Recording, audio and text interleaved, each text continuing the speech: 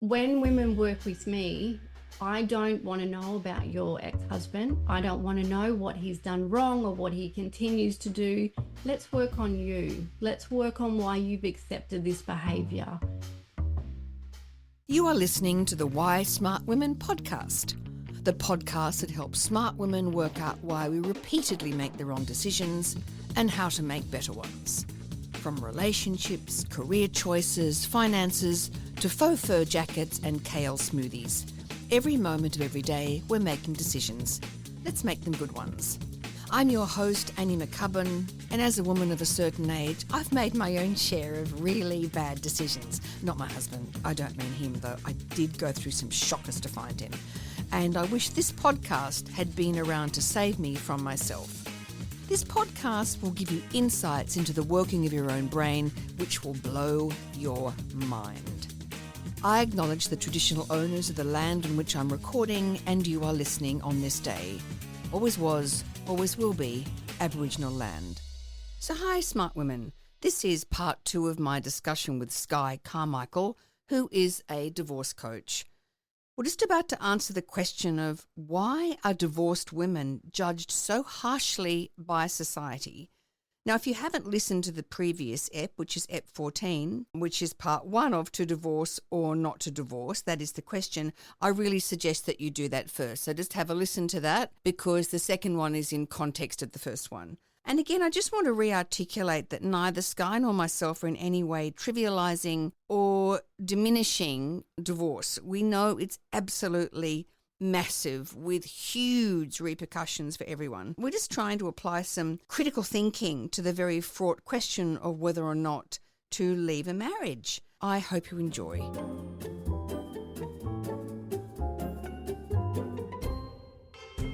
So how is that societal disapproval expressed? In many ways, some subtle and some not so subtle. So a subtle way was, I can give you an example of just the other day, I was at work in my nursing job and there was a few of us in the office and one of the ladies was talking about a teacher that she knows that is really struggling at the moment with students. They're teaching high school students and they're having a lot of trouble. And she was explaining about this young student who was in a lot of trouble. And she just said it was completely off the cuff. But she said, oh, well, her parents are divorced, so her mum doesn't have a clue what she's doing. So it's little things like that that are conversations that are thread into the tapestry of our community, that it is this notion that it is a negative or a bad thing for people to be divorced. It's also very obvious, when you do go down the route of getting divorced and when you reach that point, you have to start telling people and the reactions from people, both family, friends, colleagues, and complete strangers. 99% of the time they say that's awful, that's devastating. And it is quite sad. And, the grief that you travel through in a marriage breakdown, absolutely. But nobody ever thinks, wow, that must be really hard, but what a great thing you're doing. Yeah, right. And I'm just thinking back to you in the nurse's station. How come the dad doesn't know what the child's doing? Why is it always the mum? Exactly. Oh, my God, that drives me to distraction. Like, why is it the mother? And I know in my own cohort of friends, men leave and it's like, oh, there it is. But if a woman dare, to leave her children, it's like she must be a serial killer. Like the bias, the gender bias around divorce and women and separation and children is breathtaking, isn't it? It drives me mad. It honestly does. And sometimes it's just their own fear that they project onto you. I've experienced that a lot. Oh, can you unpack that? That sounds really interesting. What do you mean? I've certainly found, becoming a divorce coach. And when I first told my family and friends that I was going to do this, I think they thought, oh, yeah, this It's is cute. just Skye going up on a good old Skye. Yeah. Wow, how adorable of Going, Skye. Yeah, go on. yeah, going through divorce and now Oh, wants to help yeah, other yeah, people. right. And then when I became quite serious about it, I really found that it divided. And it was really quite confronting for people in my inner circle. The only thing that I can really put it down to is it must be shining a light on areas that they don't want to go. They don't want Wow. to think about, they don't want to know about it. And I respect that, Mm, 100%. So I would never force it down anyone's throat. mm. But certainly, it's such a taboo topic. And why? I just, I don't know. I guess we've just got this, we still have a romanticized idea, that we're at the altar and we've exchanged our vows and we've said till death do us part, and then that's what we better do. But, Yeah. I go back to the fact that it's, the onus is on women way, way, way more than men. A divorced man in his 50s and 60s is like hot property, right? I have a lot of divorced female friends. I'm a very social person, so I spend an awful lot of time, with a lot of people around me, and they're obviously part of that. And they have confided to me that for some of them with their other friends that are married, they're no longer invited to dinner parties and things. And we can only assume it's because they are threatened by a single woman in their social group, which is like, how sort of confident are you in your own marriage if you can't have someone in your home who's not married? I find that very telling, don't you? Absolutely. And isn't that so sad? I Awful. find that sadder than two grown people who gave their marriage everything and then decided that it wasn't working anymore. I Yeah. find that marriage that you're describing Yeah. sadder. I know.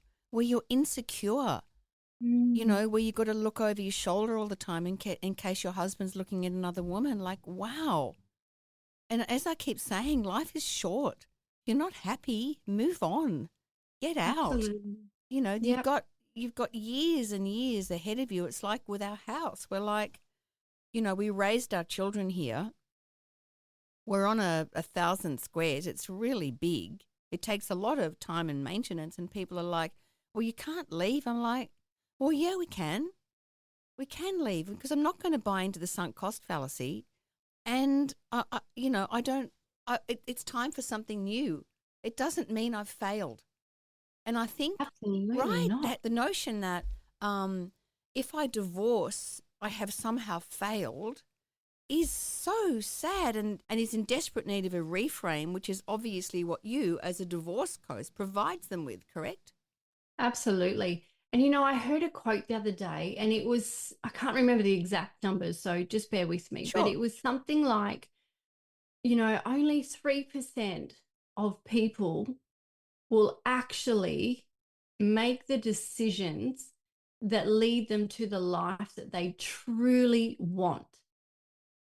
In The which context do relationship. you mean? Do you mean in terms of relationship? Yeah, so the relationship that they want, the job that they really want, in your case, the home that you really want. Mm. Right now, the home that you're in, it doesn't suit you anymore. Yeah, So, that's right. That's right. And because I have memories, and my children were little, and we had our other dogs here, and we've got a swimming pool, and we've had lots of barbecues and lots of parties, because I'm leaving it, it doesn't mean that that has gone from my memory. I still have that. But the past is the past. And now mhm, I can do something new, and I can do something smaller, and it'll be easier for us to go on a holiday because we've got less land and less stuff. And honestly, the divesting, you must have found this, or maybe you haven't, I don't know, but the divesting of stuff that we have gone through and all the stuff that I thought I couldn't do without, it's just great because it's now, there's almost like the stuff is gone and my brain is clearer, if that makes absolutely. sense. Yeah, it does 100%. Yep, absolutely, it does. And that must be, in a way, it sounds like you had a very amicable end to your marriage, which is brilliant. But is there more space in your brain now that you're not managing that dynamic? Absolutely. And there's peace. There's absolute peace. And it's just the most incredible feeling knowing that you have done the right thing, no matter how hard it was. Wow. Um, and it's just something that I think is why I'm so passionate, about divorce coaching and about showing women that just because your marriage ended doesn't mean that your marriage failed. You didn't fail at anything. You gave it your best. Yeah. How amazing. Hopefully you've got memories that you will still cherish. Yeah. But your life has changed and the future looks different to what you imagined. That doesn't mean that it's worse. It can be so much better. And I think there's a real peace that comes from making the right decision, no matter how hard it was. I think that piece around failure and people pleasing links in really well with perfectionism, because they know that people please are very often very, very strongly perfectionistic. Like it has to be perfect. And you can imagine for someone how hard that would be if they were a people pleaser, and then they're perfectionistic on top of that, how hard that would be to not go, well, I couldn't make it work, this has failed. So for you to be able to help them to reframe that cognitively, I think is a brilliant service that you're providing, because as we know, we just think the same thing again and again and again and again and again. And to actually, we mow down those neural pathways, but to actually maybe make a new neural pathway where instead of this is a failure, you can go, hey, I did that. I tried really hard. The reality is this is very, very difficult for me, but this is new and that's okay. I didn't fail. I just did that and now I'm doing something else. To be able to reframe that, I think is brilliant. Absolutely. And, it's where the real work begins too, because it's when you're looking at your marriage has ended. When women work with me, I don't want to know about your ex-husband. I don't want to know what he's done wrong or what he continues to do. Let's work on you. Let's work on why you've accepted this behavior. Let's work on the patterns of your own behavior that you continue that don't serve you. Let's nut that out. So then you can go on and you can have an incredible relationship next time, not just a shade of the same. And that's something that a lot of women will do. Yeah, They'll jump right back into that dating world without actually thinking really critically and looking at themselves, and that radical honesty that we've talked about. That is perfect, because of course it's just so easy to go round and round and round and round, and he did that and he's to blame or that happened. But of course there's no development in that, is there? Because at the end of the day, it is a sad but oft repeated truth that you can't control another person. All we can ever look at is our response to them.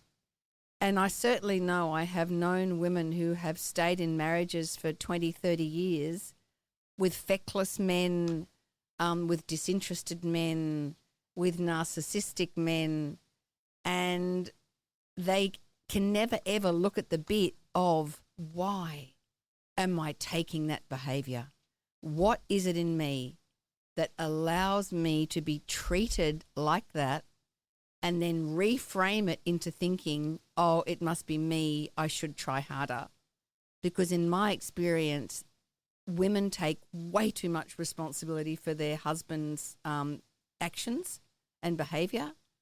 And then they're just round and round and round in circles. So the fact that you go, okay, we're not even going to look at that, but let's look at your capacity and your propensity to ignore red flags, right? Absolutely. In a nutshell, I could not have said it any better, Annie. That's exactly it. Yeah, that to me is just perfect. Okay, wow. I'm really. Will you come back again? This is really interesting. Yeah, of course. Oh, Yeah, I'd love fantastic. to. You know, we've Love got we've got ladies listening, women listening all over the world, and to. I think this notion of why women take crap behavior, we could unpick that really for weeks on end, couldn't we? Because it's just pretty much everywhere.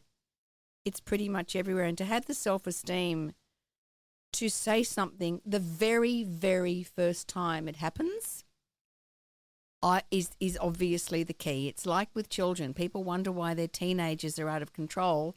Well, because you let them talk to you badly when they were 4. Like it all starts somewhere, right? So if Mm-hmm. we can actually go, if we can actually start to look at the possibility that you're better off on your own than with someone that actually adds nothing to your life. And that's often the dating scene now as well, right? It is, and it just blows my mind. You know, these beautiful, I know. I intelligent women know. that have just, they do incredible things in their working life and they're incredible moms, and the crap that they take from substandard men, Yeah, it blows my mind. So we don't focus on the men, we focus on why. Why do perfect. you believe? What is it inside of you that you believe you don't deserve better than that? We always, on the podcast and in both of my books, Why Smart Women Make Bad Decisions and Why Smart Women Buy the Lies. I just gave my own books a plug then, listeners. Mhm. You know, I talk a lot about the fact that intelligence is no protection against making errant, intuitive decisions, that we make decisions in the limbic system part of the brain, emotional decisions, and then we post-rationalize them in the prefrontal cortex. And all it means, if we're very, very smart, is that our capacity to post-rationalize is just off the scale. So we'll make this emotional decision, you know, like, look, I'm going to stay in this relationship. I really pushed him to it because I'm so indecisive. So no wonder he got angry at me, right? Because I'm really, really indecisive. So, you know, I could have a PhD in something. I could be super, super smart. But that is a post-rationalizing no matter what, because I simply want to do what I want to do, what my limbic system, what the emotional part of my brain wants to do. So I don't want to have to think any further than that. It all makes sense. So this notion that it doesn't happen to smart women is absolutely wrong. We're just really, really good at justifying things to ourselves and to other people at the same time. That's what happens. It's happened to me recently where someone got into a dreadful relationship and we could all see it. You know, it's that classic thing, right? We're all going, oh my God, this is so bad. She was like, no, he's fine. And he clearly wasn't. But being able to see it from the outside is not the go, right? I do think that as women, we do have it a little bit rough. We have this biological clock that is ticking. So, if we're in our 20s, we are looking all the time Mm, for that partner, for that, husband, for the marriage, for the children to come. And often women just, they don't know if they're going to be picked. They don't know if it will happen to them. yeah, And not, a lot of times it does happen where women think this is good enough. good enough. Totally. Yeah. And it's not. It's And not it's good enough. not. It's not. No, 10 years down the track, it's certainly not And good enough. then they're stuck with children. They've got to get the divorce and it's very expensive. All right. Well, that was an absolute delight having you on. I think we covered some really interesting things, and I hope that's been interesting to the listeners too, to anybody who's out there and who's maybe thinking to themselves, I don't know, this doesn't feel right. The fact of the matter is I'm not happy and I'm just justifying bad behavior. Maybe you can rethink that and start applying some critical thinking to your situation. Because before we know it, we've turned a certain age and the time has gone and the moment has passed. So don't let that be you. Well, Skye Carmichael, that was a delight. Thank you so very much. I'd love to have you back on again. Thank you, Annie. I'd love to be back on.